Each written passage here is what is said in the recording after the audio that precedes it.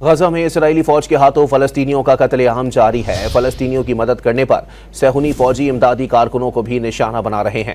گزشتہ 24 گھنٹوں میں مزید 50 فلسطینی شہید اور درجنوں زخمی کر دیے گئے۔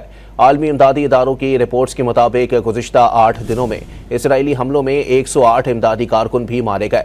غزہ میں شہداء کی تعداد 54,000 سے تجاوز کر چکی ہے، جبکہ 1.5 لاکھ سے زائد زخمیوں اور لاکھوں بے گھروں کو گننا ممکن نہیں رہا۔ غزہ میں لوگوں کو خوراک، صاف پانی اور دواؤں کی شدید قلت کا سامنا ہے۔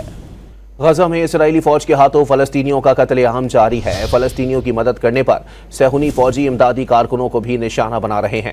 گزشتہ 24 گھنٹوں میں مزید 50 فلسطینی شہید اور درجنوں زخمی کر دیے گئے۔